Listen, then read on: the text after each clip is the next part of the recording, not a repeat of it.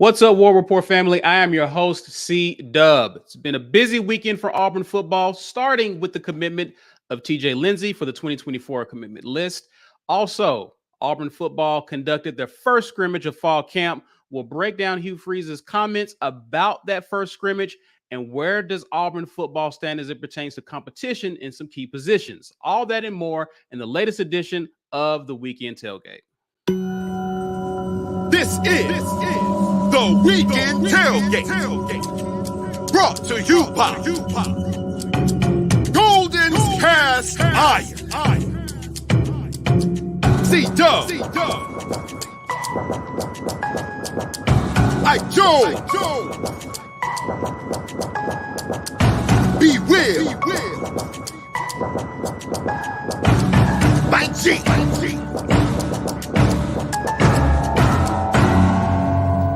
You are now listening to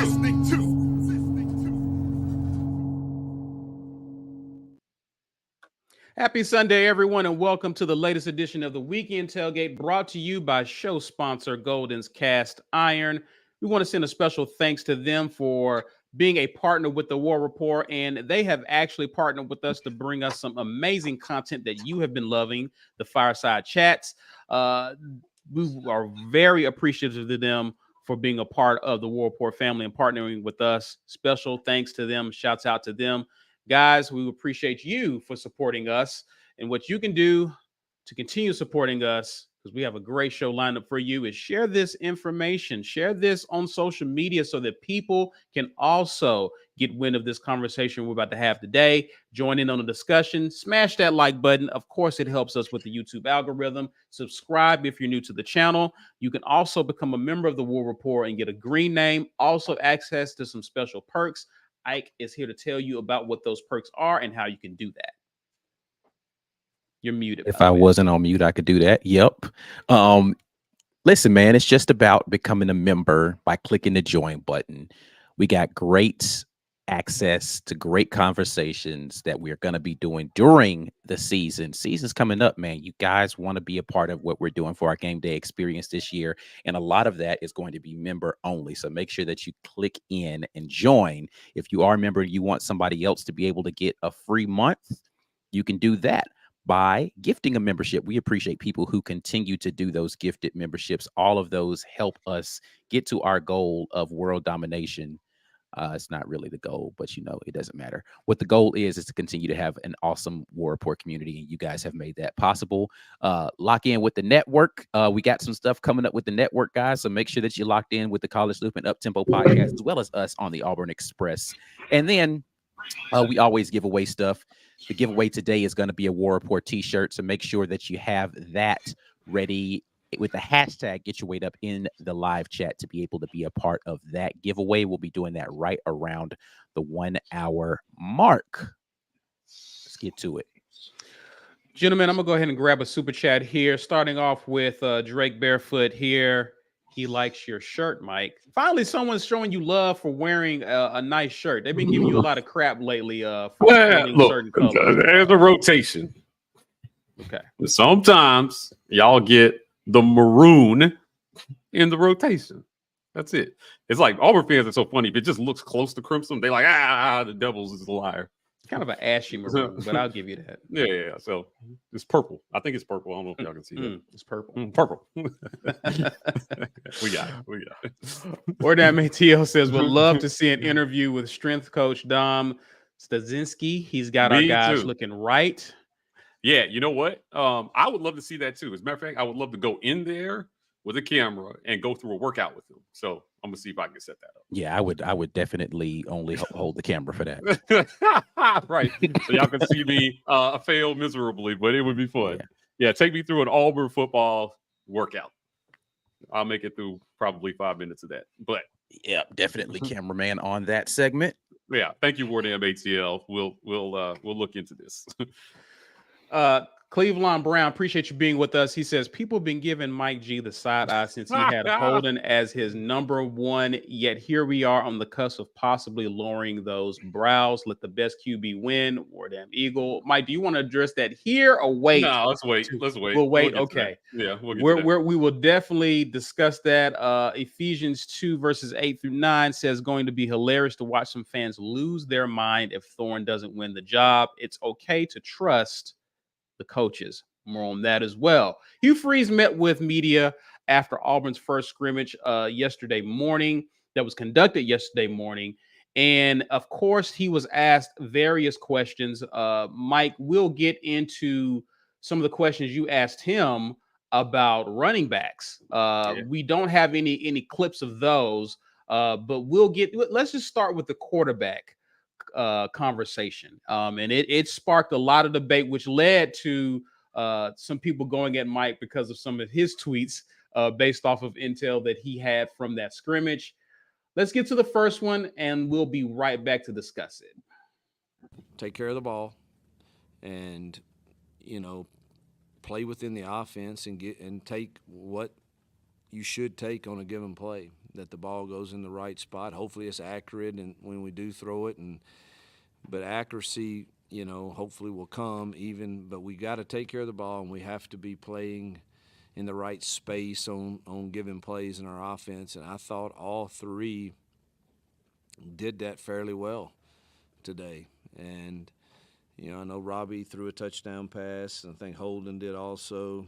Peyton did not.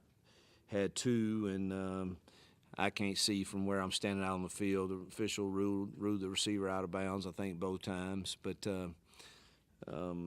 they all, we did not turn the ball over. That's priority number one in offensive football, and so that was good. Obviously, defensively, we need to go get it. But I thought all three looked good at times today. Yesterday, I had my mind made up. And after today, I need to watch the film before I say. So those were Hugh Freeze's comments about QB. Let's just start overall with his assessment of the QB room. Something I mentioned to Mike G offline that I'll bring it to the entire group here. He was pleased with just the play of the QB room overall. And I know it's just one scrimmage.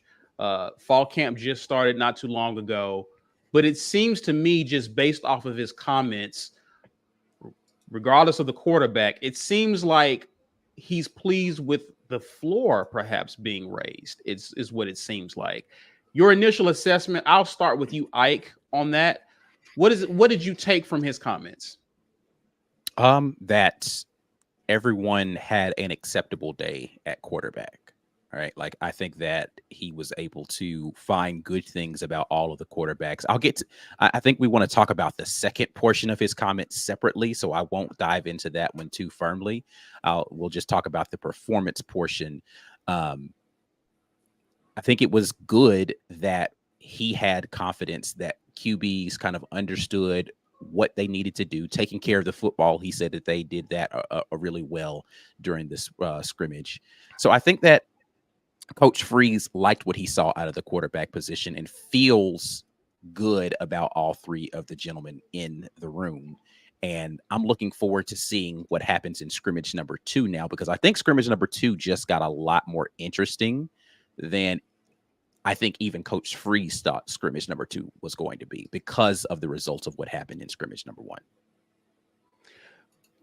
B. Will, your thoughts, and of course I'll pivot to Mike G to give his take on this as well, but your thoughts about Hugh Freeze's comments towards the end of that clip about thinking that he had his mind made up in terms of where he wants to go. Hugh Freeze has been very vocal about, or he's talked about wanting to start off with 3 guys. He already alluded to the fact that Hank is a young kid who's probably not going to have an opportunity to get first team reps. It was going to be Gerner, Ashford, Thorne. And he wanted to narrow it down to 2. And it seems like he had his mind made up in terms of who those 2 would be. Doesn't seem like he's so sure today, or at least yesterday, prior to watching film. What do you make of that? The first thing is I'm glad that what actually happens in front of him can change his preconceptions about what he thought it was going to be. That's important for anybody who is in leadership, especially in this type of job. Don't get locked into what you think. What are they showing you? What's happening on the field? Between the lines, whoever you thought was going to be your number one when you're number one. That's new information. Somebody balled out. Practice is different from the game. By all accounts, TJ Finley was the most practiced warrior, get him in line, coach, all that stuff. But when the game started, he was turning the ball over. So we're done with that. We need something different. That was new information, and it should have been taken into account. It sounds like, without him saying any names, he had Thorne 1 or 2, and he might not anymore. And that's just me guessing. I don't know what that pecking order will be from Hugh Freeze, but he hasn't told us that yet. But when you say that one guy was the only guy who didn't throw a touchdown, okay. Now, I do realize that there were apparently some very close touchdowns, just out of bounds, that type of thing. But it doesn't surprise me that Robbie Ashford, being as hungry as we know he is, was going to make this a real competition because he's hungry and he's ready. And the same thing for Holden Geriner. I think both of those guys know that with a new regime, they don't have a lot of, like, I don't know, they aren't the number one picks for an NFL franchise where you invested this capital and all that stuff. So they're going to give you some years. Like, they don't have that. They have to be exceptional to kind of climb the depth chart in his head. And what I'm hearing is they actually did that with their performance. That's what it sounds like to me. I actually thought kind of the opposite. You said that potentially his comments might mean that he had Thorne in the top 2 and maybe now he's number 3.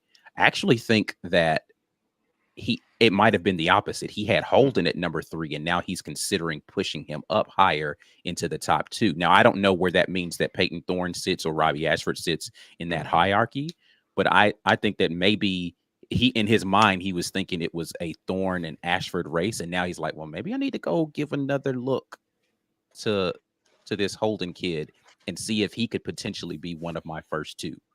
But yeah, that's kind of where I was thinking too. Mike, jump in here, man. You've had some thoughts.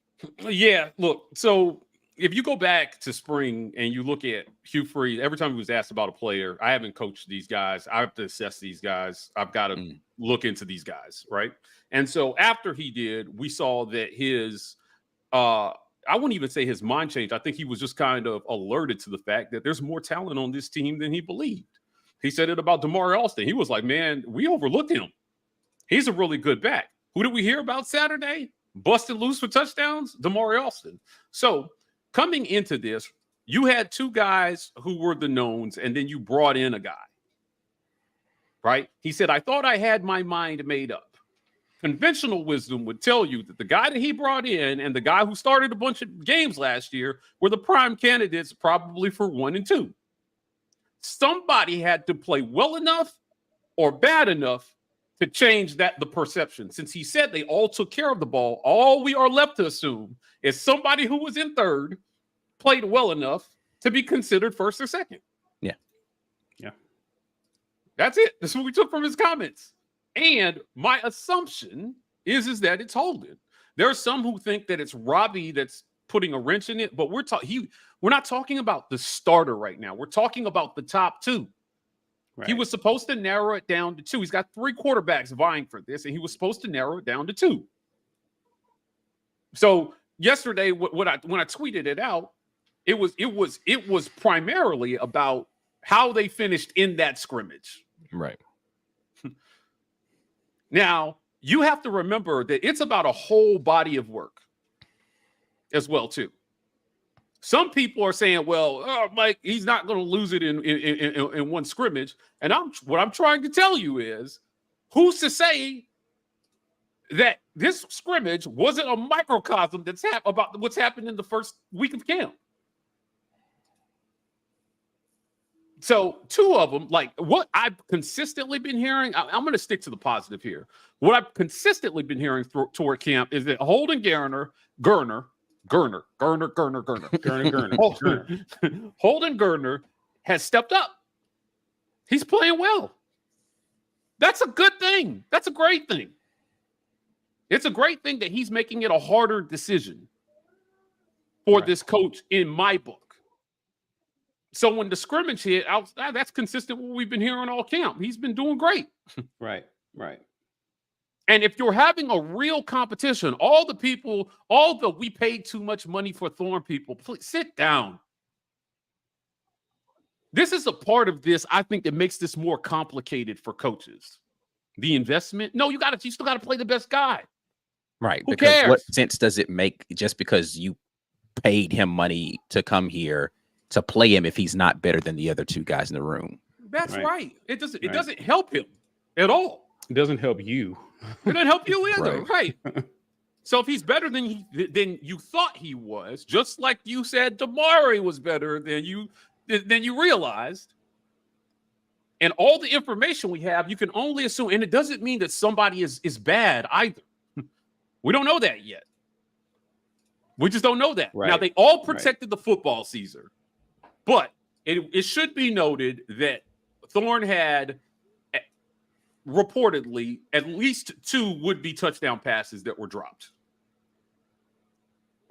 Right. And I don't have all the information on how those passes were thrown or what happened. Like Freeze kind of described it.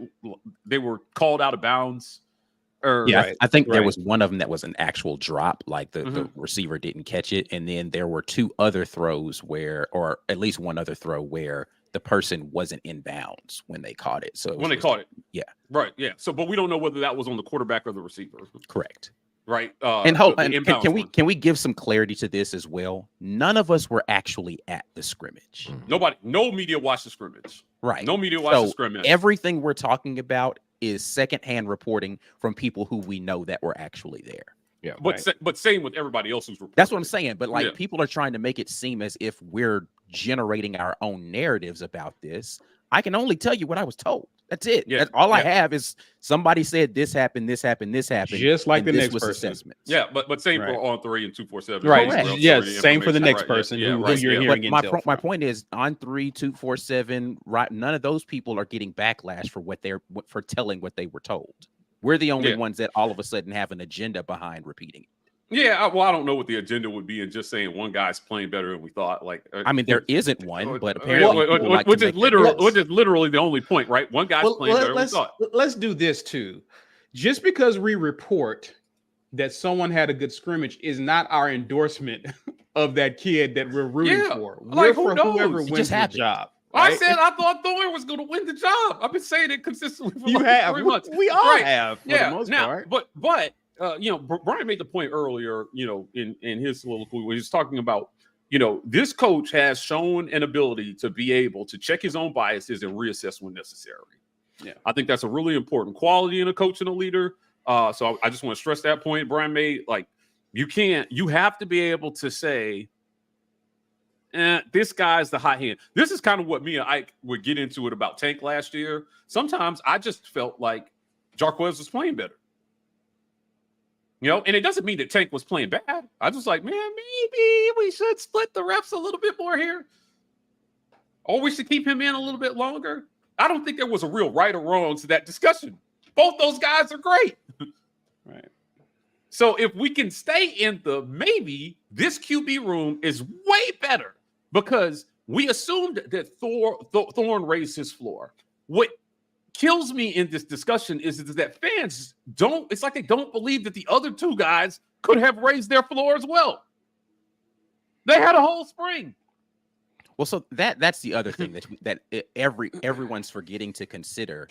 Thorne, though he has more experience as a quarterback, came in considerably behind in the room because he's the newest guy there. So for him to have a worse day than guys who have been there for a while, that's actually not the weirdest thing to hear in the world. Right. When he has less time in the room than the other guys do. Well, yeah, in the system, in throwing with the guys, all of that. Yeah, the only thing I will add is the things that I'm hearing that he's struggling with a little bit right now aren't about system. It's just about going out and throwing the ball consistently and being accurate. That's it. I'm not hearing that he's struggling with the system. Well, no. So my point is not necessarily about the system. I'm talking about his time just being in there with the guys that are in that room and understanding. And he tried to make that up as much as he could this summer. By all accounts, he's trying to go out there and throw with as many guys as he possibly can. But it's different when you get into a scrimmage than throwing against air. We hear that all the time. Right. How somebody runs a particular, which is why actually Coach Freeze said he had a lot of issue with some of what the wide receivers were doing. Right. Yeah, Right. Because how you run a route against air and how you run a route against coverage is going to be different. So I guess my point to all this is that these guys went out and all of them showed some different things. One thing that I think I consistently in my mind is that Robbie has been two consistently in this race. He brings something that the other two don't bring. And even in the open media viewing periods that we get when they do like team stuff, they've even called plays for him differently, acknowledging his athleticism. A lot of called runs, and you can't not use it. So when and this is why I think he's in the top two no matter what. I believe that. I believe he's in the top two no matter what. I think it's going to be really difficult for him to finish 3 in this race because he gives you a dynamic that the other two don't have, and it is a pretty good fail-safe for when pass protection breaks down in this league. Yeah. Oh, for sure. Having a guy who can actually move. Right, yeah. And we saw him do it against elite competition. Now, I worry about his health. At some point, when a guy gets injured and then gets injured again and then gets injured again, you worry about his health. So I don't know that I want to see him run the ball that much because I want to see him stay healthy. If you watch the Fireside, I was about to say he admitted he don't want to run the ball that much either. Yeah. Well, I asked him about that block that he threw because a lot of people assumed that he hurt his shoulder on that block, and he said no, it happened a few plays before that. But you don't want to see him put himself in harm's way a lot. But and like I said, he said I want to stay in the pocket. Luke was joking with him, but he almost kind of took offense to it. Yeah, like, whoa, wait a minute, I can stay in the pocket too. Give me the time, run your routes right, and give me a chance to stay in the pocket. So if we're to believe that this O-line is better, I just don't know how people can't like Holden to improve significantly behind a better O-line. I think the bias. I think the bias with Holden, what I'm seeing is, I think a lot of people have wrote him off as being able to be an RPO style QB, considering Harsin recruited him to be a statue in the pocket in his offense. Holden is the belief is that he could not transition to actually learn how to play and be an RPO QB in this offense. I think that Thorne raises the floor in this QB room so much that if one of the other two actually win the job, you should feel really good about them beating him out. Yeah.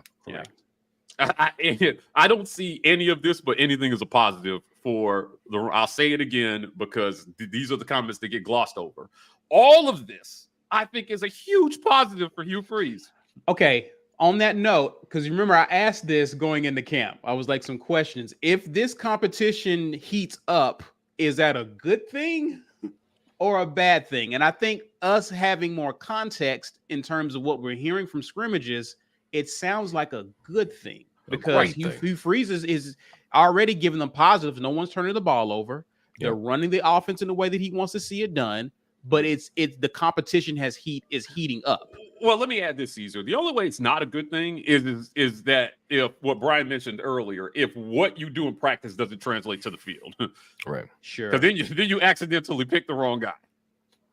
Sure. What you hope is that what you're seeing in practice is real.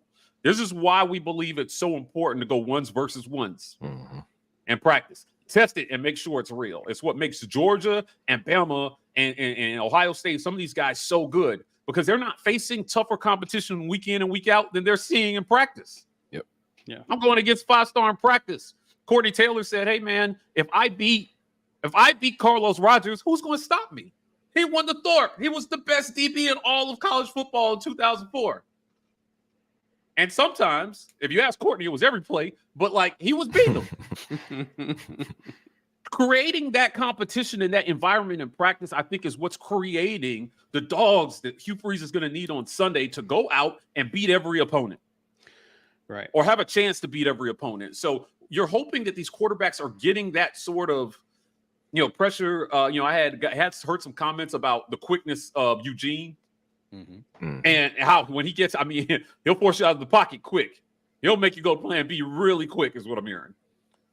I'm like, wow, that's a good thing. He's creating some adversity for them to have to work through. So when you have a defense that can create adversity for the offense and an offense that can handle that adversity, you've got a formula for putting a really good football team on the field on Saturdays. Right.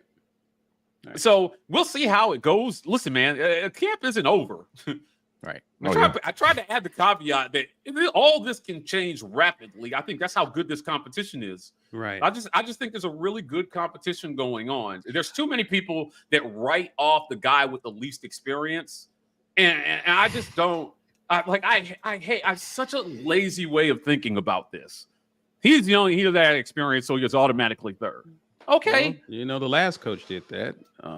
So here's where there's a mixed bag of people. You know what? One part of first of Go all, ahead. Mike, it doesn't matter how carefully you phrase and word yourself. People are going to hear and mishear what you say. They're going to hear what they want to hear, and they're going to mishear what you say.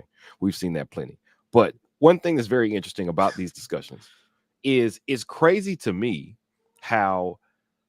why would you pick a quarterback to ride with instead of the team? Like, if I was like, man, Peyton Thorne's going to be the man, but Holden Geriner looks like he's going to be the dude.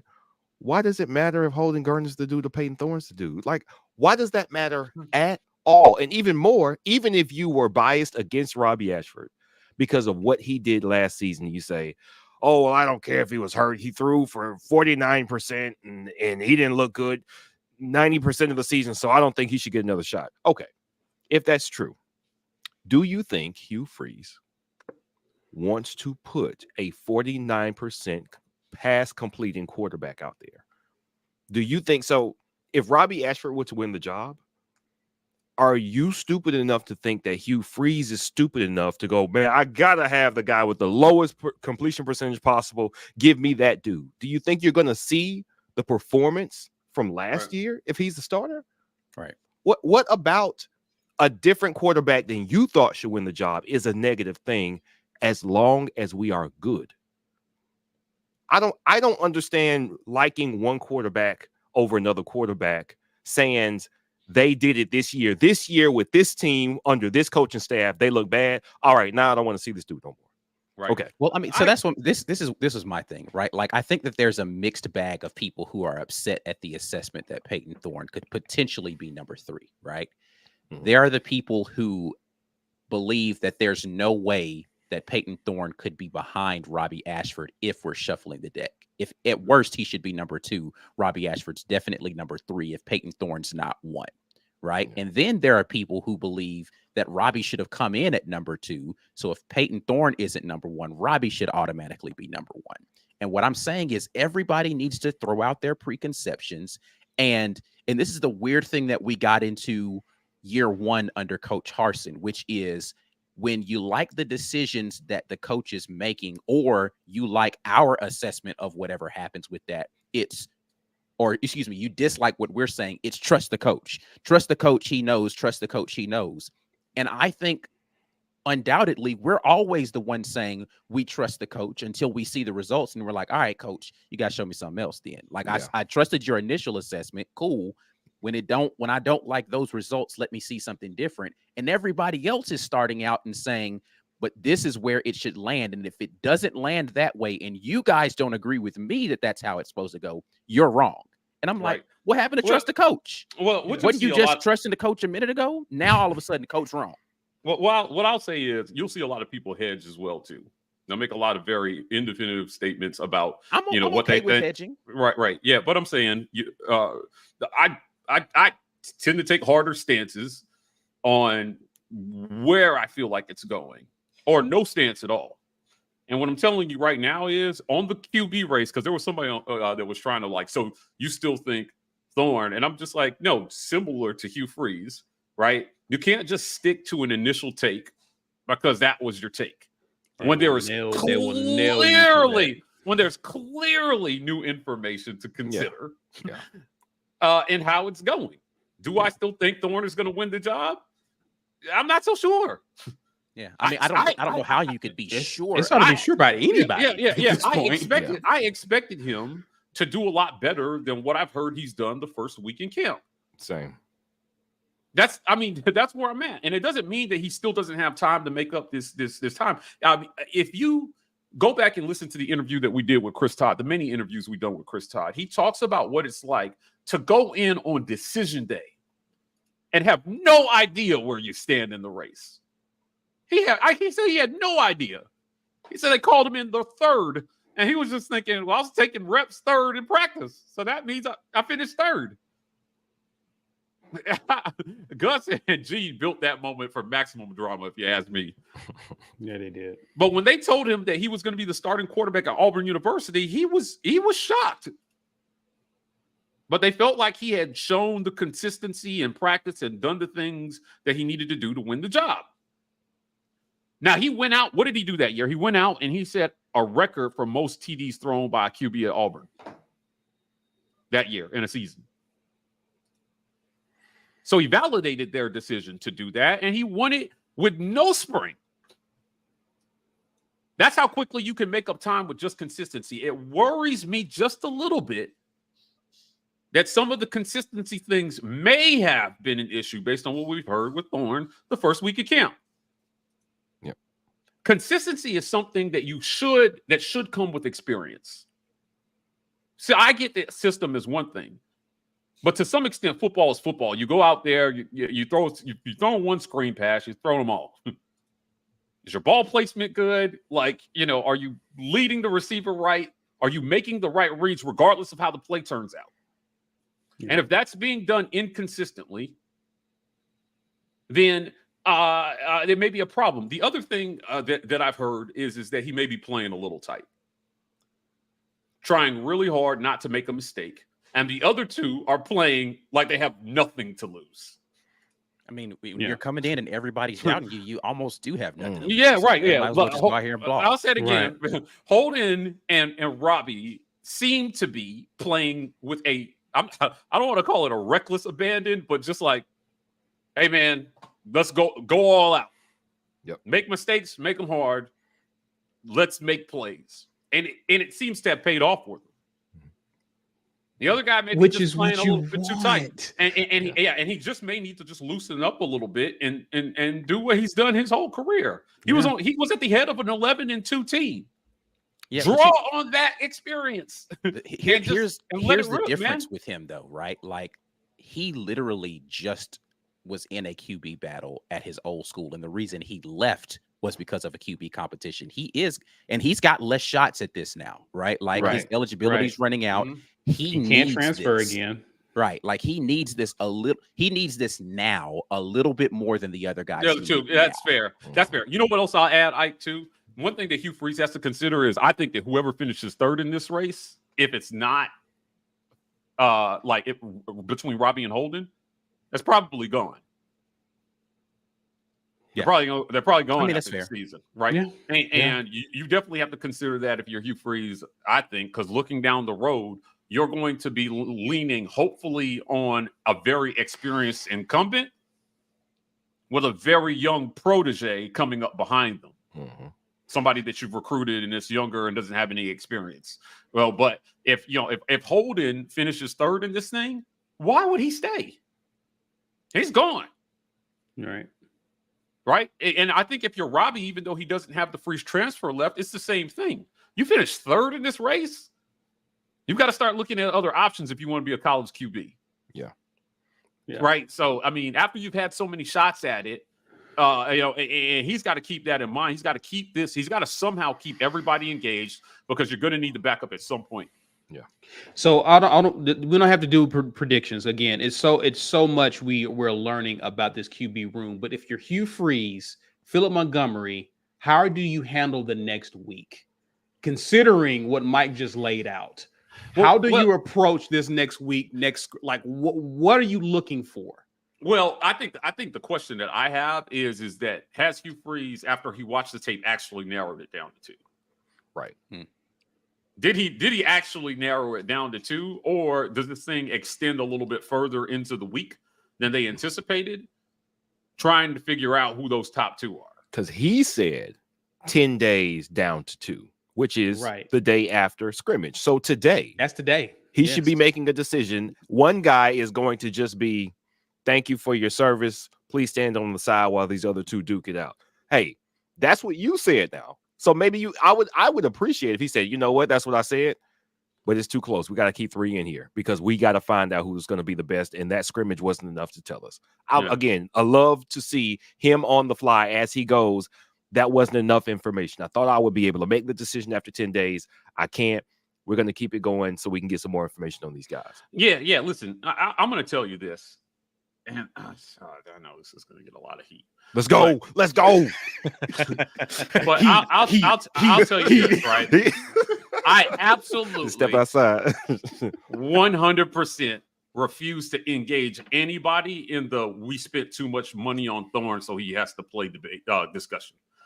If that is really a factor in this thing, we got the wrong coach. Yeah.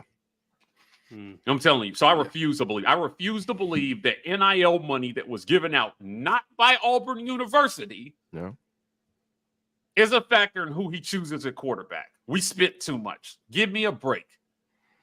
That's not happening anywhere with a championship culture. You see that happening in the NFL to teams' detriments frequently. Correct. Riding with a guy that you paid money to. Very few teams actually go, you know what? This guy who just got here is so much better than you that I just paid a lot of money to. Sit on the bench. We got you in case things go wrong, but this dude's just better. We're going to ride with him. You know what I think at the pro level B, that money guarantees that guy gets a better than fair shot. Right. But ultimately, if you're the coach, you got to play who gets you wins. Yeah. And they're never going to chastise you for winning, not with the guy that you paid a lot of money for, as long as you win. Mm-hmm. Right. So think about it this way. I know this is not exactly NIL, but to me, if you're looking at like a Stetson Bennett, JT Daniels type situation, theoretically, JT Daniels was the guy they paid a lot of money for. Yes. The guy they invested a ton in. And then you got walk-on Stetson Bennett. And Kirby said, doesn't matter how much we invested in this guy. It doesn't matter how much we thought he was going to be the guy. And everybody thought that first championship run, when is he going to go back to JT? Mm-hmm. When's he going to go back to JT? And he said, no, man, we're riding with Stetson. Bold move, Kirby. It paid off. All the way to the tune of back-to-back championships. Yeah. Now, you remember when I said, hey, man, I think Stetson's going to have to raise his game if they're going to go back-to-back in this thing. Mm-hmm. Georgia fans came in our comments and they were like, what are you talking about? Our defense will cure cancer, right? And I'm like, what do you like? I know he's going to have to play better. He can't play the way he played last year and them not lose a game, certainly. And what did he do? He was one of the top passers in the nation last year, 4,500 yards. And it all goes back to the decision not to abandon him the season before, because you invested in one guy a little bit more than you did the walk-on who you really invested nothing in. He walked on. So I just, again, for the people in the back, if we're really saying that investment in Thorne is a factor in whether he plays or not, that's really disappointing. And I'll tell you what, that's not what you pay $6 million a year for. You pay $6 million a year for the coach to make the tough decision in spite of those things. Those are the geniuses. Yeah. You know, I mean, I know B downplays it, but I'll go back right to kind of like Saban pulling Hurts in the national championship at halftime. You had one guy who was your guy you invested. He started a lot of games for you. If they had left him in and they had lost that game, I don't think anybody would have really toasted Saban for that, for not putting a true freshman in at halftime. They probably would have lost. But I still think it was still thought it was a bold move to throw a guy in like that, man. A freshman. You recruited well enough that he went in there and he gave you just enough juice to win it, and you look great. Yeah, that's what I'm talking. That's what you pay top dollar for, though. a lot of guys would have been scared to make that decision. If I'm going to lose it, I'm going to lose it making the safe decision because nobody will toast me for that. Go bold, man. What would be bolder than Holden coming from the back of the pack when nobody was talking about him seriously winning this job, and they're winning it? I think that would be something. It'll be an amazing story for sure. Right. Or Robbie, the guy who everybody essentially wrote off because, again, they cannot conceive that he raised his floor somehow over the offseason. Mm-hmm. But that was supposed to be the Peyton Thorne effect, right? That's part of why you brought him in. Yes. Either he's going to win the job or these other dudes are going to raise their game if they want to compete with him. If you want to compete with 2,800 yards, 2,800-yard floor, Holden has to raise his game from like 0 to 100. Right. And Robbie's got to turn up from 60 to 90. That's part of why you brought him in, to create this, to improve the other guys. And I think that has worked. Even if your guy may not, even if he's not living up to the expectation after one scrimmage, and again, he can come back next scrimmage and just murder it and go off. Thorne can turn on. Yeah, I'm so excited to hear what comes from it. I don't know how anybody could not be excited about this. I prefer this over the fact that you have a clear number one and the other two are like, there's a gap between 2 and 3. Like, I'm happy to hear this versus we know who the number one guy is, and it's not even close. That was Malzahn for about 10 years. Yeah. Robbie Ashford has the most to gain from improving his floor because of the intangibles that he brings. Mm-hmm. If he improves his floor, you play him. Yeah. You play him. In this league, having a quarterback that's just as athletic as anybody he's going to face opposite side of him on the ball is just such an advantage to have. It makes defenses play you 11 on 11. If he cannot, then you've got to look at, assuming that the offensive line is going to play to a level that allows those guys to sit in the pocket a majority of the time. You've got to look at the other two, right? And I don't know why Holden would be left out of that, man. He was a highly regarded recruit. He's got a great arm. I would argue he's the best arm talent in that room. He's the best pure pocket passer, and he deserves a shot. This is the first time in a long time I feel like we've had a real QB battle. Yes. This feels like a real QB battle. I don't see that as anything but positive, no matter who wins it.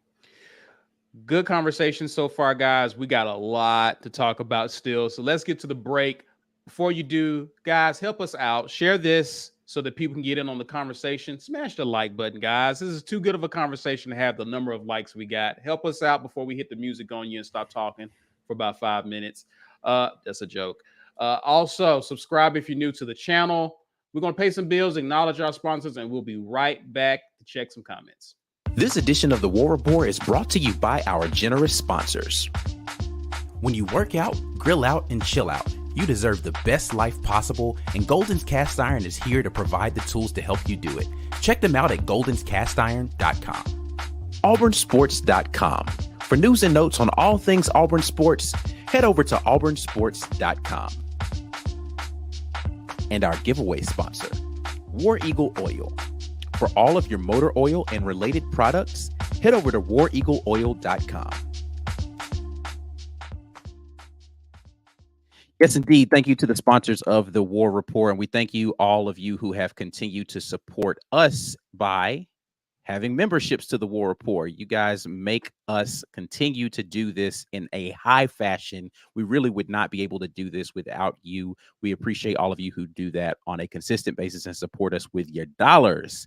If you want to gift a membership just like Brandon Carter did, you could do that right now from the live chat. If you are a current member and you want to give someone a free month of membership, you can do that from the live chat.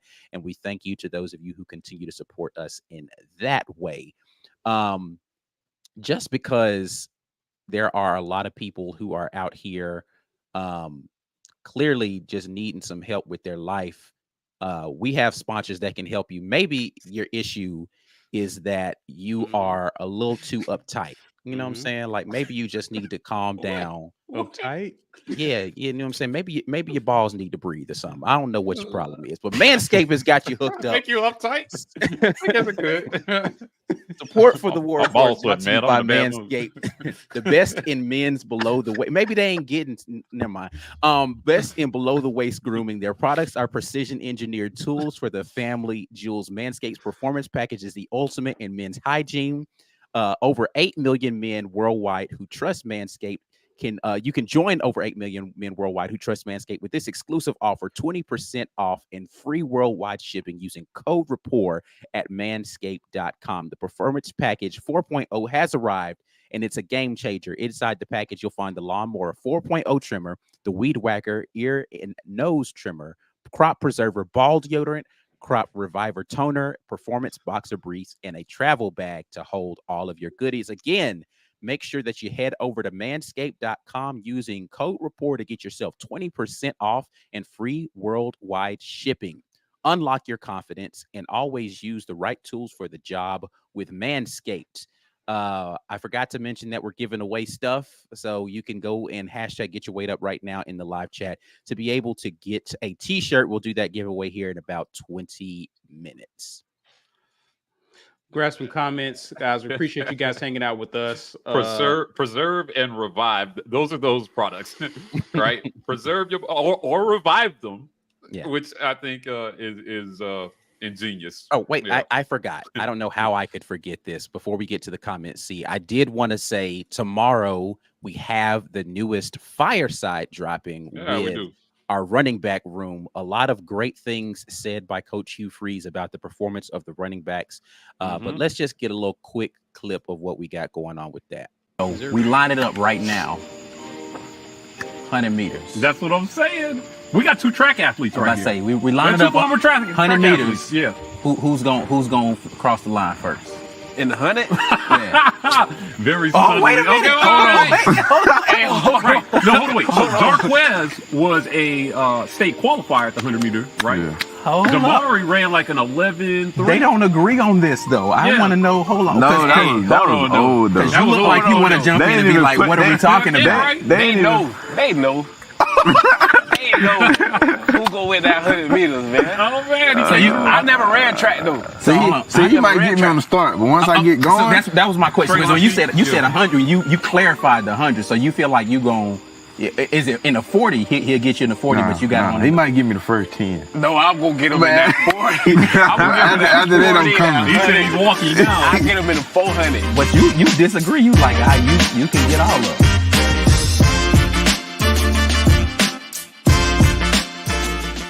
Very, very fun conversation with those three young men. Not talkative, but trust me, the moments that we had where they were talking were good. Those guys, there's a lot of chemistry in that running back room right now. And I am very, very pleased with how they've embraced Brian Bati, right? Bati. It was hard for me to pick up too. It was like, all right, Bati or Bati. And I don't even know if I'm saying it different. You gotta throw the accent on the first syllable. It's Bati. Bati. He's and he had a great scrimmage apparently, but he's fit right in there. It's a brotherhood in that running back room, and so you don't want to miss this tomorrow. This is great content. Nobody else is giving you this content, but this could be, in my opinion, this could be one of the best rooms in the SEC. This could be a top 3 running back room in the SEC. If they all play like we think that they could. So Damari is slept on, man. And Bati coming in is huge, I think, for this room in terms of depth and having change of pace. So don't want to miss this conversation. You guys' support makes these possible. So support us by supporting our sponsors. We mentioned Manscaped. If you get a chance, order something. One order. Ladies, if you're watching, you need to get your man a gift. Go to Manscaped, use code Rapport, get that 20% off. It will guarantee that they stay on as a sponsor long-term, which is ultimately what we want. So multiple ways to support us by watching, but if you could just buy one thing, there's almost 600 people watching this. Y'all all went and bought one thing. We'd be good to go. We'll keep having these funny little jokes when we run these ads. Yeah, for sure. We'll keep that going. Then anyway, support. Back to you, Caesar. Anon Rush says, appreciate you, man. Says our fan base is so worked up with the thought that anyone but Thorne can be our starter. They believe that Thorne was promised a job, and that's how it's supposed to be. Nothing is promised. Or let me go, Mike. Yeah, listen, and listen, Anon and I have disagreed quite a bit. Now we understand each other a little better. I think he kind of gets there's not really a pick or a favorite. Everybody just wants the best guy to play. Yeah. Now everyone has an opinion on who that guy is. Certainly, I thought Thorne would be the guy. I said it months ago. I said it on Zach's show. For some reason, people took offense to me saying I think Thorne, has enough of a floor that he would be the guy. But when presented with new information, which was everything that we heard in the lead up to the scrimmage and the scrimmage itself, a lot of people think that this flip was just based on the scrimmage. It was not. They had a bunch of practices before that, and they had a whole summer where he was here and they were here, and it just seems like the other guys have done their part in making this a tough decision for Hugh Freeze. I think that's a great thing. So we'll see.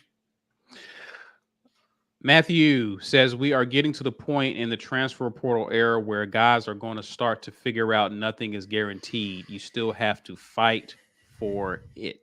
They're always trying to bring somebody in that's better than you. Yeah. Chris Todd. Doesn't matter how well you did. They're bringing somebody else in. Even for the guys who transfer in, it's not guaranteed for you to do that. And I think the coaches who are being genuine enough to tell guys that on their way in and saying, hey, you're going to have a legitimate shot at this, but I'm not promising you a job. I'm not promising you that you are going to win this. You're going to have to go in here and you're going to have to earn it. And these guys aren't going to lay down for you. If you're doing that, then you're going to continue to get quality transfers who come in and want to compete for spots. If you just want to give guys opportunities because you brought them in the transfer portal, then you're going to get guys who don't have a team first mentality. And that doesn't do you any good in the long run, unless this guy is just some ethereal talent that you just can't miss on. And I said this before about the transfer portal. That doesn't happen every day. Right. Yeah. That wasn't Thorne. You don't just walk in and have guys that are just, oh my God, how could we not have you on our football team, guys walking in the transfer portal? It happens. I didn't say it doesn't happen. I'm saying that's the rarer occasion of that happening. Like the Caleb Williams type, right? Like that's you just went in not, the portal, and won a Heisman next season. It's not a thing that happens all the time. And I don't know that we got any of those guys in the transfer portal. I think we got really solid contributors in the transfer portal that are going to pay dividends for this coaching staff and this team. But that was the idea for them, is they wanted to bolster each of our rooms, increase our depth, improve the competition so that for the 100,000th time, we probably said it on this show, the floor is raised in every room that they step into. Yeah. We can't do any worse than this guy right here. Right. Yeah. I think like that Thorne kind of scared the shit out of the other two. Right. I think that it was a move that you could not take lightly if you were Holden or Robbie. Right. They brought this guy in, and if we want to play, we got to get better faster. That was part of this, right? So, I think a lot of people just assumed that they brought Thorne in to start. But you bring guys like that to improve your room overall, and to whatever extent it seems as if that part was a success. Yeah, good thing for Auburn. Right. Yeah, I don't know how anybody's arguing that. AU alum 94 says, and I had to get those. So more importantly, Mike G, what does Jay Fair think of our QB room? Yeah, well, I'm not going to speak for Jay. But I think those guys don't care who's throwing it as long as somebody's throwing it to them. Right. And it gets there. I personally think wide receivers are really unconcerned with the signal caller as long as the ball gets to them. All right, guys. I will say this though before we move on. We talked about this on the fireside. I would challenge everybody to remember on Pro Day when the players chose a guy to throw the ball to them, they chose Holden. Holden's been trending. Holden's been trending ever since then. Yeah. Tank and Shanker and those guys, they want to Holden to throw to them. I just don't know. His teammates seem to hold him in such high regard. Why would anybody write him off? I don't get it. I don't get it at all. Yeah. Imani says, I don't care who wins the starting QB race. It just tells me we're deep at that position and we're going 15-0. That's what I'm talking about. Sunshine pump we needed. Yes. Appreciate you, man. J-Rock, welcome. Donovan comes in and says, appreciate the super chat. Says the QB room competition alone is worth Thorne's NIL. I agree. Yeah, I mean, that's pretty much that's what Mike was saying earlier. Like, I agree. The fact that the competition has increased and people are feeling like I gotta improve what I'm gonna do, or I'm not gonna just listen. If Thorne doesn't come in, we know who QB 1 and 2 are. It's just we don't know what the order is. Yeah. Bringing him in threw a wrench in it for the other two. And man, listen, I think that pressure should produce a diamond somewhere, man. Like, how else to put it? Yeah. Bankroll says, folks were reacting to Mike's tweet like he said Clint Mosley was QB1. You know what's so funny about this is like so just so you guys know, like my Twitter is set. I don't see most of the replies to my tweets. So I tweet it out, and once it's in the tweet sphere, it's just there. And certain people, unless I've interacted with you before, you're screaming into the wind. But like I said, all it said was there's a competition going on. A lot of people got caught up on the words. I will say I do regret not stating that Thorne had 2 TD passes dropped, because he did. But I also did not have the information around the circumstances of those supposed drops. So it's more just a statement of what everybody did. Robbie and Holden threw multiple TD passes. Thorne did have a TD pass. That was it. A lot of people read into that. Like I said, I mean, it is relevant that he threw supposedly some perfect passes that were not caught or got called out of bounds or whatever. But, I think it was a good competition. I liked it that nobody turned it over as well, too. I don't think the defense had a pick. And we heard that last camp. He said it was going to turn over. Yeah, we heard that last camp multiple times. So, I thought it was encouraging that no picks were thrown. Yeah. Indeed. Juice Heiss says, I think Coach Hugh Freeze may have underestimated his inherited talent. Yep. I think that's fair. I mean, he admitted as much when it came to Damari Alston. I think his statements about the quarterback competition proved to be that maybe in the quarterback room as well, he didn't anticipate how much other guys would potentially step up once they were given more opportunities to do so. But again, things that we got killed for. This is kind of what we were saying as well in regard to some of the messaging stuff that we were saying. It's like guys were feeling as if they were being overlooked in lieu of going out to the transfer portal to bring in new people. And they're like, Coach, I got this if you give me the chance. Right. And that message wasn't clear to some of the guys that were on the team. I don't think that they still feel that way. I think everybody kind of understands what position Coach Freeze was in at the time. And they've gotten... I don't think that there's a messaging issue at all, right? I think everybody clearly understands.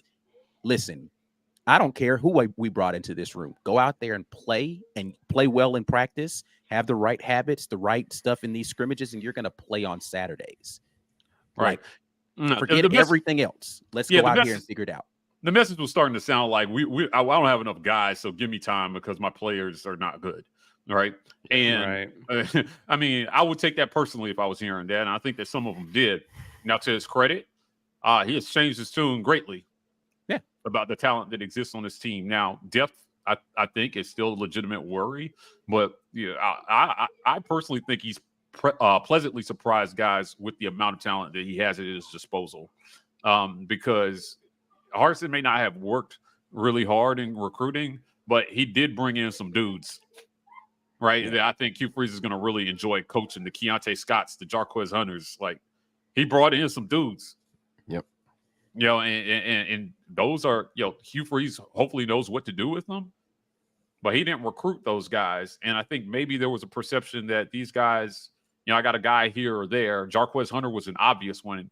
Remember how he stayed away from commenting on everybody, but then when he got to Jarquez, already the best back I've ever coached. Mm-hmm. Now he's figuring out, hey, man, I might have the 3 best backs I've ever coached. Yeah. Right. Yeah. He's in a very unique position here at Auburn that he never has been over the past several years. I'm telling you, it's talent. I think there's always been a problem with mismanagement of talent and underdeveloping talent than there has been having talent. Yeah. So, who knows how some of these guys, when we go back, much to my chagrin, I think if Hugh Freeze had Bo sets all kind of records at Auburn. I think that's a factual statement. Yeah, like I think if Hugh Freeze had Bo Nix, he maybe doesn't start his freshman year, but in the subsequent years, he sets all kinds of records at Auburn. Right.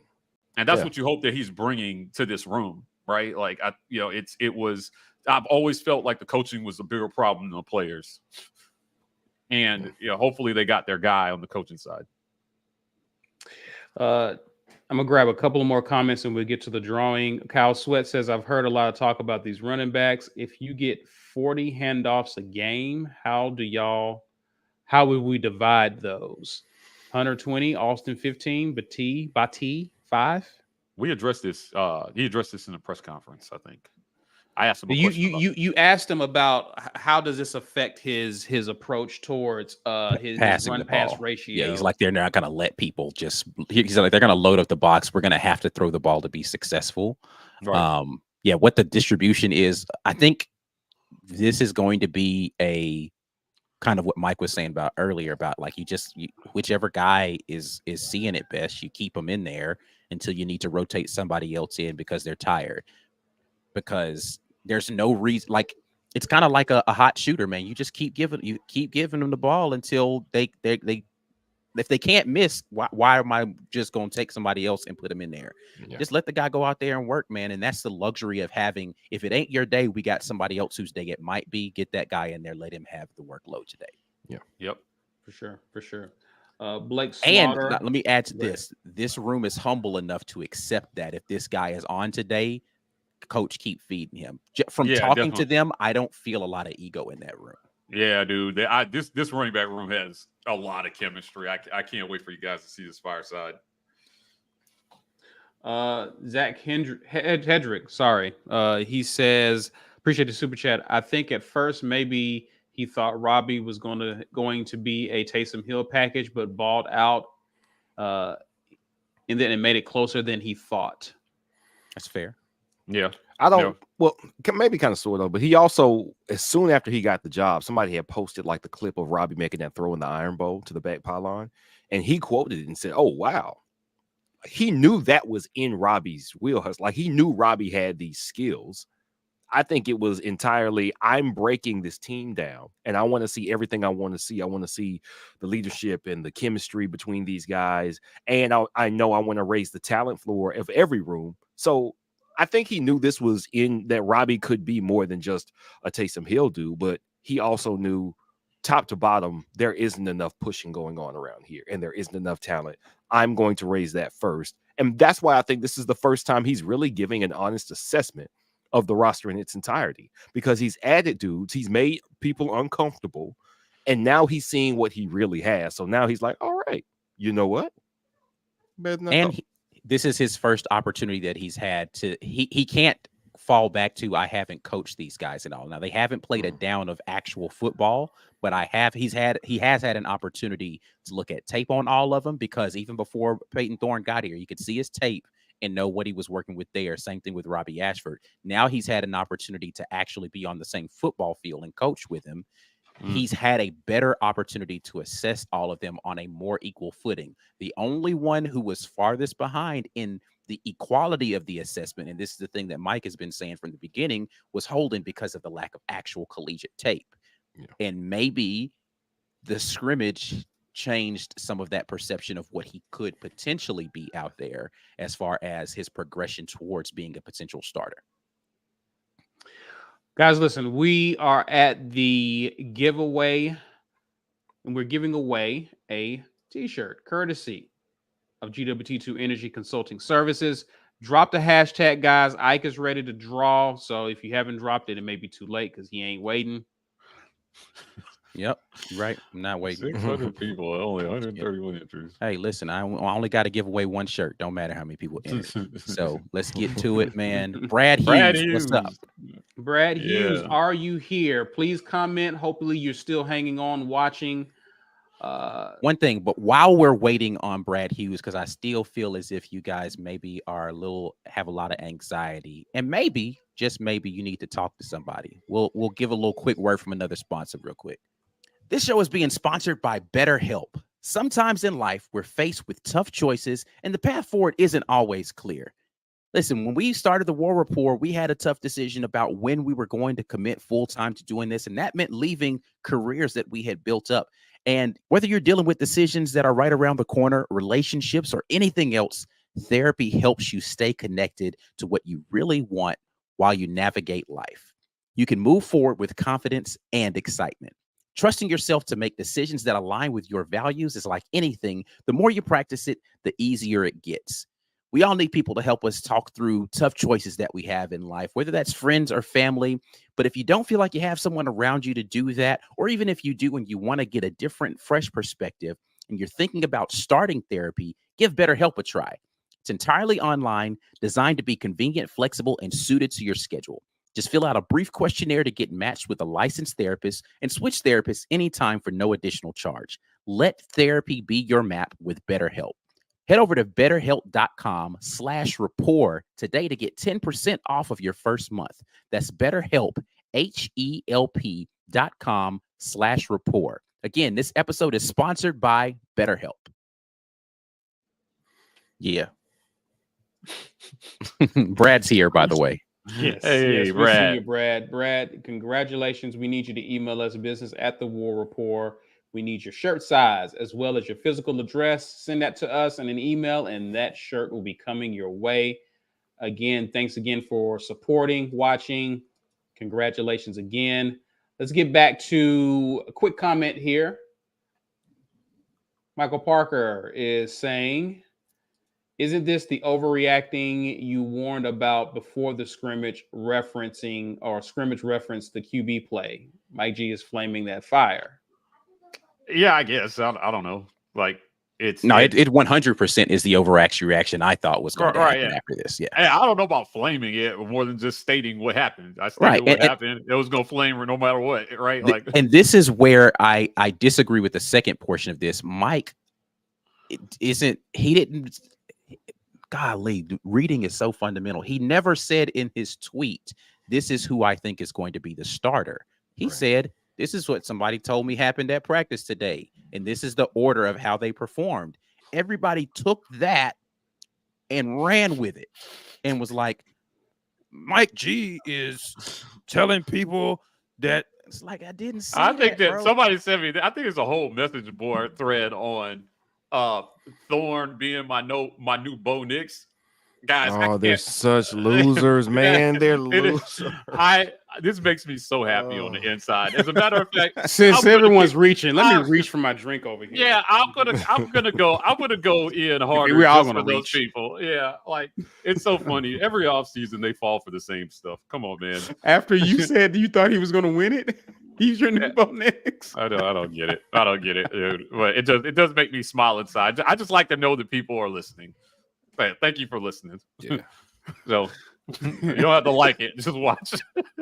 I love how people in the comments say you sound like anywhere from Fat Albert to the Cookie Monster when you do those. Thank you. I appreciate that. There we go. I'm Cookie Albert. Cookie Albert.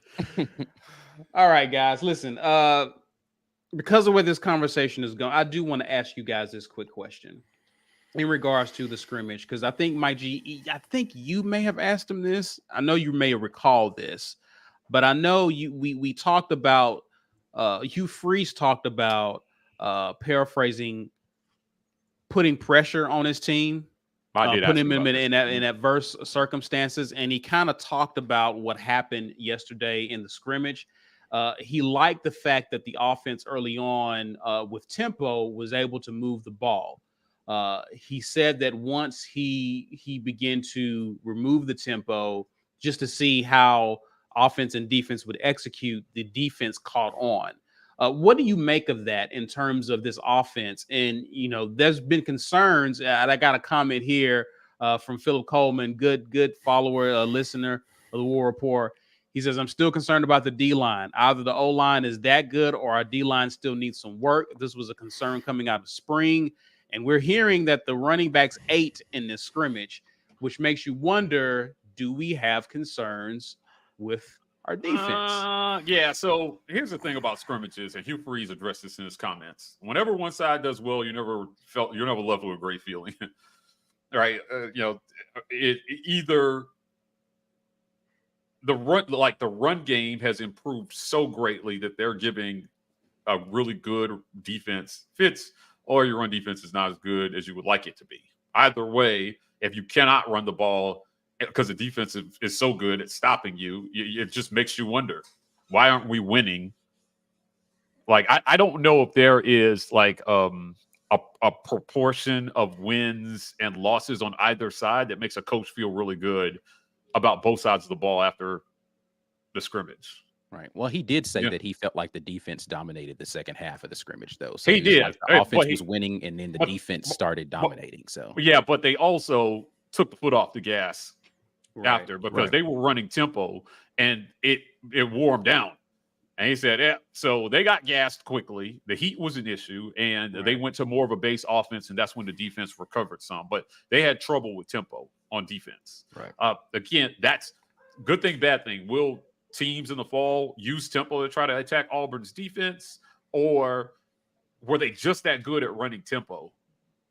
And that's going to be a strength for them. It's so much we don't know. Right. From that. Right. So there's a lot of things you can take. They're going to go back and look at the tape and try to figure out, where they can improve and how you win in those tempo situations. But he stressed multiple times that the heat was an issue. And guys, it was hot out there. It's hot now. Right. Yeah. I mean, we were in the press room behind, the locker room, waiting on the scrimmage to end and for him to come in and talk to us after practice. And just standing in the tunnel, I mean, the air just felt so heavy. I could not imagine wearing pads and a helmet and running around at full speed out there. It was nuts. So that's part of what, why conditioning is so important. You play in the South, you're going to have to play in those conditions. They have to be well conditioned, and you need multiple guys because of this. This is why that rotation at running back, I think, is going to be so important. Right. So the positions that he put them in, he talked about it before camp. Ike was the first to mention this quite a bit. He said he was going to put them in uncomfortable positions. He was going to put them in positions where it was almost like he was playing psychological games with them. No, not almost. I think he 100% is meaning to put people in some sort of mental, like challenging positions where you're going to have to figure it out. Yeah, guys who we know are going to be first and second team. We're running with the third team at times during camp. That's why I think some of the reports that I saw were so silly. People were like, "Oh, this guy was running third. This guy was running second." It's like okay, again, like he's doing this. I don't know how many times I have to say this for you guys to realize I'm actually just repeating what the coach said. He said he was going to do that. Do this. Yeah, you can't make and this is part of the overreaction that I was talking about. Who was running with the ones? Who was running? That doesn't actually matter. He's mixing and matching on purpose. That's not an evaluative thing. Not in the first, maybe the second one. He kind of has to with all of the new faces that you have on this roster. To give him a fair shot. There were guys he did not do that with at all.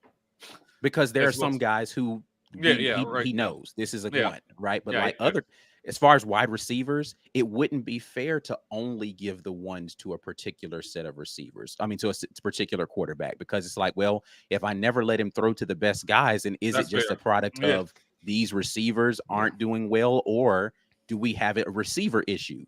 Okay, well, I need to get this quarterback in here with these receivers to make sure I know there are some guys who know what they're doing. Same with the quarterback in the line. Yeah. You have to give them a shot, or you're not evaluating them in a very fair way. Right. And so you can't make a bunch of assumptions based upon who's lining up with whom, because He's mixing and matching all of that stuff. That's not what that means. I And think that's a part of the overreaction that I was talking about. I think that's what a lot of people were questioning. Well, with Thorne's drop, like who was he throwing to? Well, that's why it's fair, because all of them got mixed and matched. It wasn't just, hey, this was a person. It's like, well, he threw this against the ones and he threw this against the three. So do you evaluate? That's not my job to do. I don't do that. Right. Coach, that's why he said, let me go back and look at the film and say, all right, yeah, this situation happened right here, but he was throwing to this guy. This guy was in the wrong position, Okay, that's a difficult thing to parse out. But I think that's the danger of everybody jumping to conclusions based upon something when, again, I didn't actually see any of this stuff. I'm only going off of somebody else's recollection of what happens when they saw it. And even if we did see, what we see could be drastically different, and we're sitting right next to each other. Correct. Because of the people who watched practice, I can tell you, I had somebody fairly prominent tell me that they thought that Robbie won the scrimmage. I was shocked that this person thought that. Somebody who watched it told me, I thought Robbie was the best quarterback, and I was shocked that he thought that. Like, wow, okay, because I didn't really hear that from many people. I heard that he had a good day, but like the overwhelming majority of people I know that watched it said that they thought Holden won the scrimmage from the QB position. I'm like, hey, okay, well, that's great. You know, and the consensus was, Thorne finished third for that particular scrimmage. I mean, I could not find one person that told me that Thorne won the day. Not a single one. So it is, to Ike's point, we didn't watch it, but if you're taking account, you take the kind of like I get the aggregate of like all those. You got to get multiple sources and then figure out where the commonalities amongst all of what everybody's saying. And then you make an evaluation based on that. That's not an unfair way to assess things, as long as you're being thorough in the number of samples that you're taking out of this thing. Look at all the people who reported on the quarterbacks and find me one person that said Holden was the third quarterback out there. Right. Find me one. Right. Yeah. Find me one credible source that said he finished third in that scrimmage. I don't think you can do it. Well, we've talked a lot about QBs. Let's hear what Hugh Freeze had to say when asked about the wide receivers and how that competition has been going. Had an incredible week. Not so much today. I don't know if it was thought we had too many MAs on our RPO routes, choosing the wrong option. And we've got to look at us as coaches first and see what that was. I mean, there were some good plays. I don't know, let's see, looking at Kurt's stats, which I can barely read, but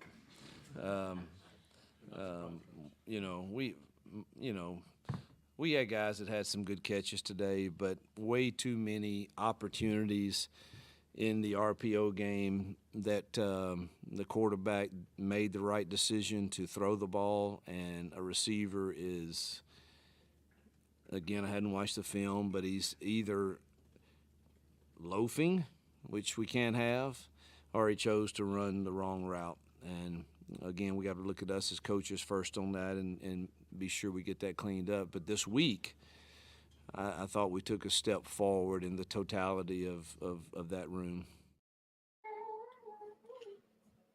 You're on mute, by the way, C. There we go. I have no idea what's happening with C's microphone. There he is. It's a delay on me for some real reason. It's been happening. But what I thought was funny is how he tried to look at the list and try to give commentary on that and just said that, you know what, screw it. This is terrible, Kurt. Anyway, what I thought was interesting here is, and I want to see your guys' take on this, but I'm thinking that a lot of injuries may have played. There's some injuries to this room, and I'm wondering that maybe that have affected their play in this particular scrimmage. What do you guys make of that? Yeah, there were definitely some guys who've been hampered at wide receiver throughout camp, right? Like, it is it's been known. So I don't think it's an issue saying this. Like Coy has been a little hampered this camp. We know some other pretty good receivers have been hampered this camp. So yeah, he talked about Camden Brown being injured often. Yeah, so that definitely had an effect on this. You've seen Martiner and Omari Kelly running with the ones quite a bit this camp. That's part of the reason why with those guys sitting out at times. So yeah, that could have some effect on it. We don't know for sure. Again, what we see in the media viewing period is so limited. But the reports are, there have been some inconsistencies at that. The word loafing was intriguing to me. That's probably the most disturbing portion of what he said. Yeah. Talking about guys loafing, it was like, whoa, okay. I wonder if that is not knowing what you're supposed to do, so you're moving really slow or being confused, or I just could not imagine a guy truly loafing at this part in camp where you're fighting for a starting spot.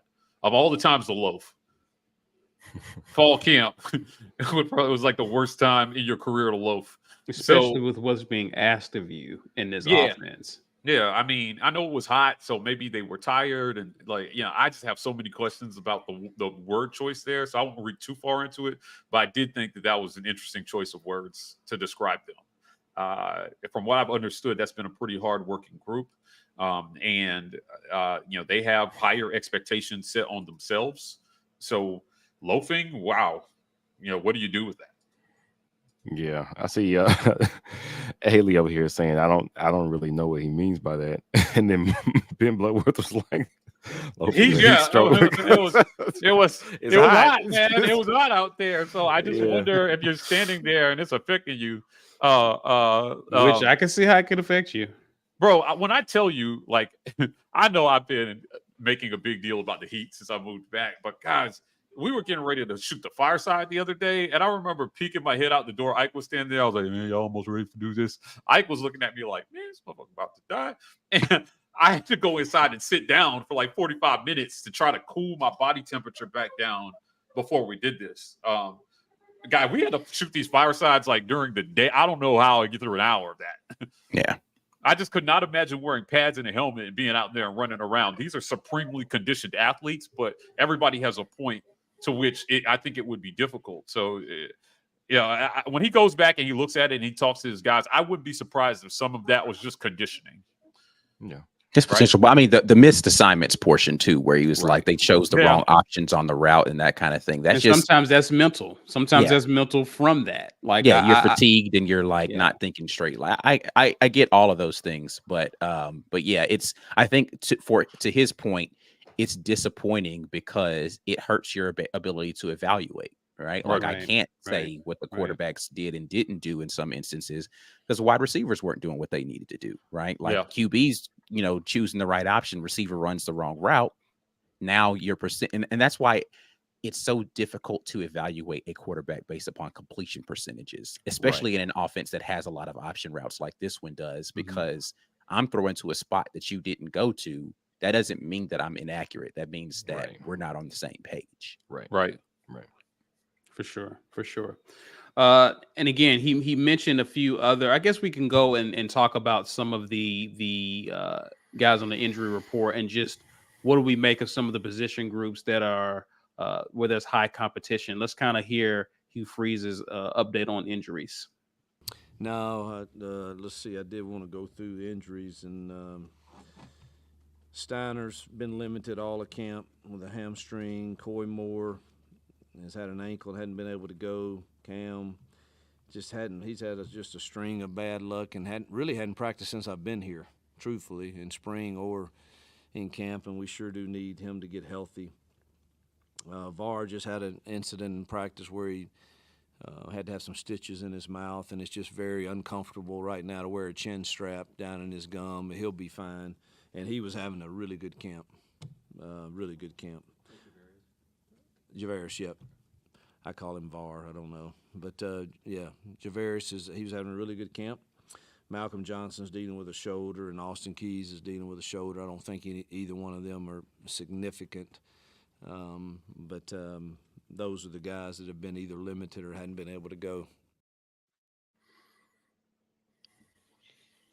All right, guys.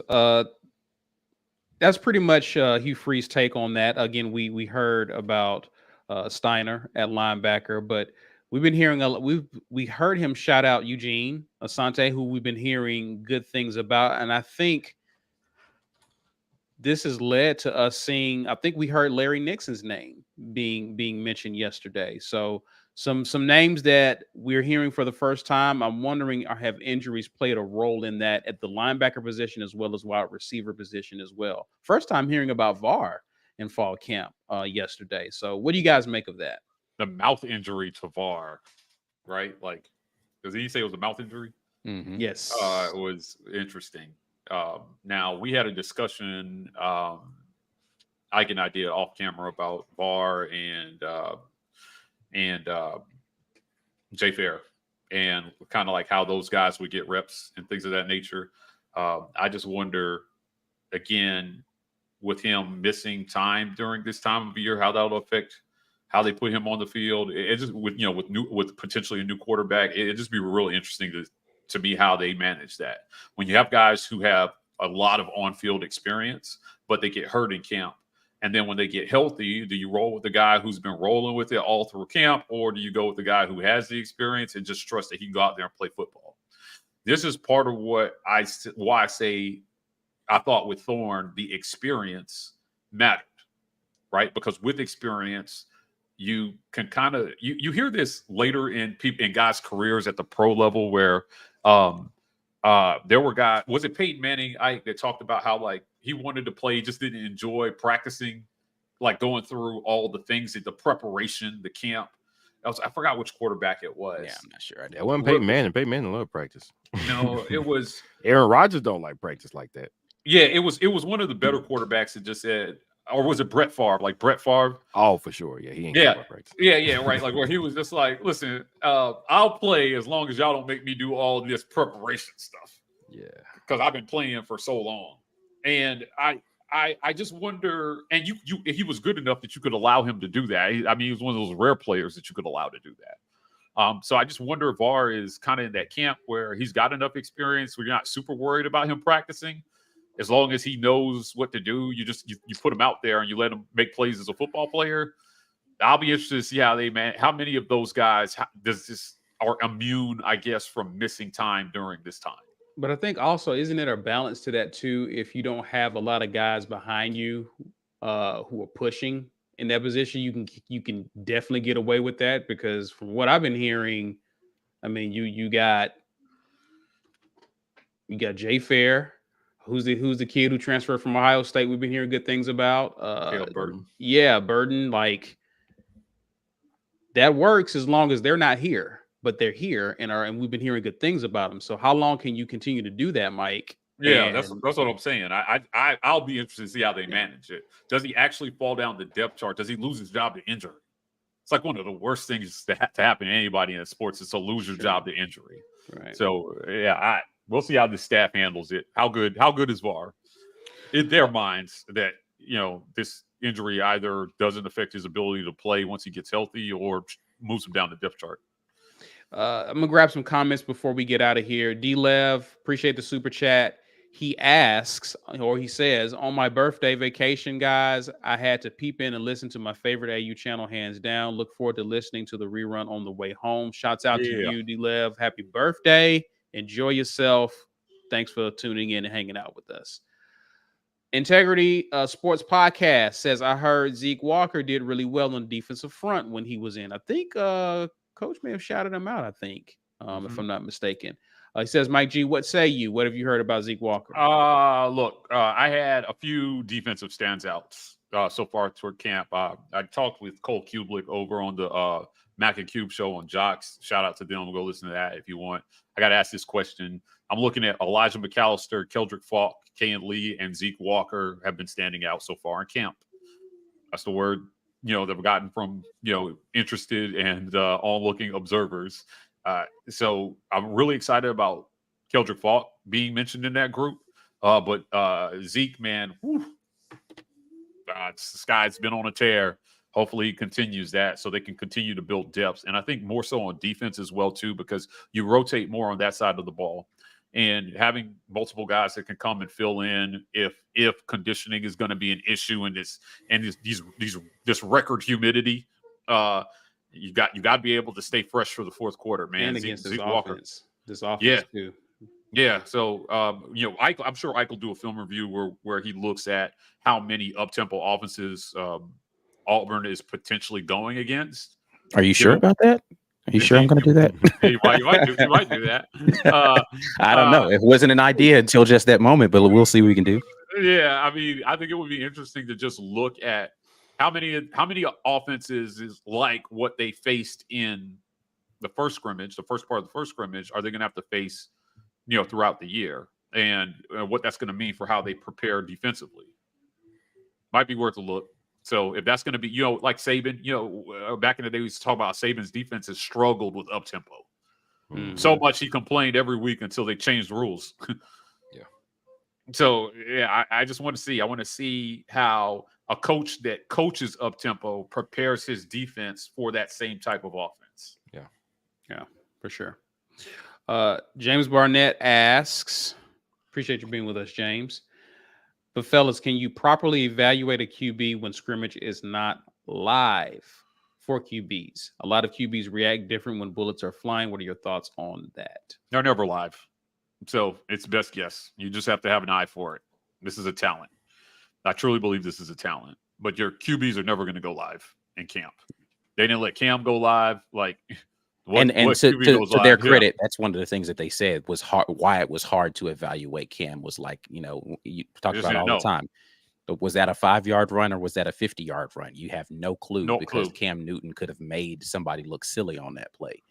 But what you can evaluate are the things that are equal, which is making the right decision. Now, will that run from Robbie Ashford when he decided to keep it on an RPO or a read option be a 5-yard run or a 50-yard run? No, I can't evaluate that, but I can know, did he make the right decision to keep on that? Correct. Yeah. Did he make the right decision where he should have thrown in that instance to, whatever we had on the backside of that RPO as a slant or a bubble screen or whatever it was? Did he make the right decisions? I can evaluate decision making, and I can evaluate whether or not the placement of that pass was proper, all of those things. No, I can't evaluate how well they escaped the pass rush because nobody's trying to hit them. I can't evaluate how long that run would have been. But decision-making is always something that can be evaluated equally. Yeah, agreed. Yeah, and those are things where it seems like the coaches can, when they call the scrimmage, they can put the offense in a certain position by what the defense, by what you have a plan with the defensive staff. All right, I want to see if the quarterbacks can read this, do this when we come out for this next series. Like, that's what you can do in a scrimmage that you can't just do from, all right, line up and run the offensive plays. Like, yeah, but you're not getting stressed. You can get stressed in scrimmages without getting actually hit as a quarterback in scrimmages. So hopefully that's what they're doing. And you can still, even if it's not the same fear of getting hit that a guy would have for a real game, you can still put him under some pressure to force him, not just physical pressure like somebody's bearing down on me, but also they heard, just like everybody else heard, that, all right, somebody's getting cut out of this competition after today. So I have to perform well. Like, these reps matter. So like we said, if Thorne looks tight, it could be partially because, hey, I don't really have room to slack here, because he said somebody's going to be out this competition in a day or two, and I have to make all these reps count. Now the pressure's up. Now when a defensive end bears on you, you're worried about that decision. You're thinking a little too fast, not making the right move with your body. It all adds up to putting those quarterbacks under stress, which Hugh Freeze said he was going to do. So that's why even if they don't get hit, scrimmage is still a good way to start getting more information than just practice. Right. Agreed. Real quick, guys, AU alum, I saw this in the comments. I thought it was a good thing to point out. He mentioned Sings, the transfer from Liberty, who's playing at the edge position, has actually been impressing this fall, basically saying he's going to get some quality reps this season. Both of the transfers have been impressive for Freeze. He's really pleased with the pass rush from that position at the jack position. You guys want to chime in on that? Yeah, he did mention Singh. That was a name I was not expecting to hear. Yeah. But again, this is what camp is for, right? Similar to other positions, some guy who you did not think would be a guy is becoming a guy in camp. And I think the circumstances, too, by which he came to Auburn, because he was in the portal for a while. It's not like Hugh Freeze and company went after him first. I mean, they waited to hear back from some guys in the portal who visited Auburn before they finally reached out to Sings, who then agreed to come on the campus. He's been balling ever since he's been on campus, which is a good sign. So I'm excited about that position. I'm excited to see how we look. So one last comment here. Bill Scherer says he asked this for you, Mike. How long will you don the shades? He's ready for you to pump some sunshine. Well, they're going to have to give me something to sunshine pump. So as we get closer to UMass, I'm going to go ahead and call that a W. So that's going to be not a hot Auburn take. will win the first game. There's a sunshine pump. I hope. Somewhere Amani is looking at you like, really? Come That's on, man. sunshine? Come Come on, on. bro. Good show, gentlemen. Ike, tell the people why they need to become a member and how they do that. It's really easy. There's a join button right there. Click it and you decide what level you want to support us. There's no wrong answer here except deciding not to do it. But listen, if you're a free subscriber, we appreciate that. But we definitely appreciate those who have given the monthly contribution. We're going to reward you guys with things like ticket giveaways. We're getting closer to our first ticket giveaway of the season. UMass game coming up.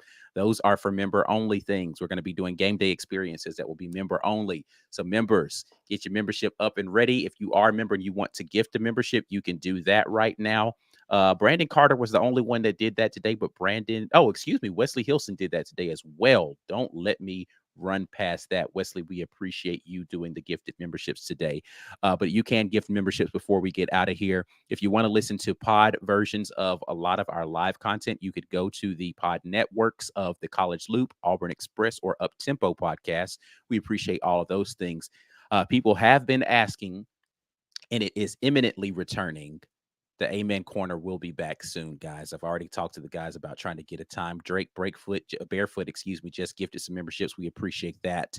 But yeah, we are going to be getting back to the Amen Corner. Mike G's got some special things planned for pod-only content coming up. B. Will is talking about bringing back the Betting with B. Will segment on pod. We got a lot of pod-exclusive content coming for you guys as the season gets closer.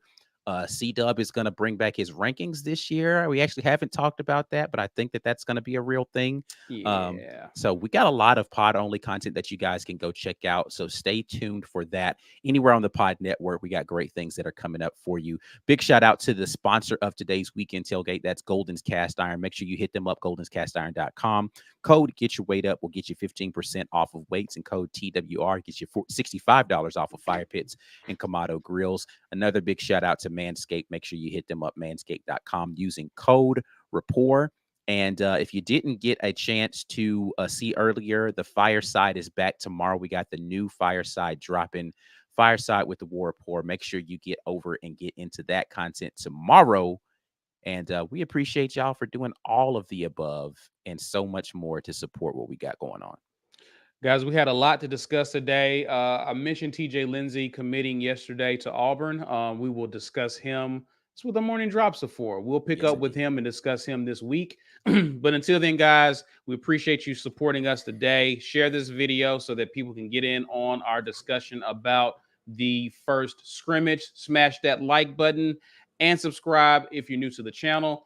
I mentioned social media, Twitter, IG, Facebook, at The War Report. We are TW Rapport on TikTok. That's it for now, guys, but we appreciate you hanging out with us. We will be back tomorrow morning with the morning drop, Fireside Chats, a lot of content on the way. Be sure to check that out. Until then, enjoy the rest of your weekend. And as always, War Eagle. War Eagle.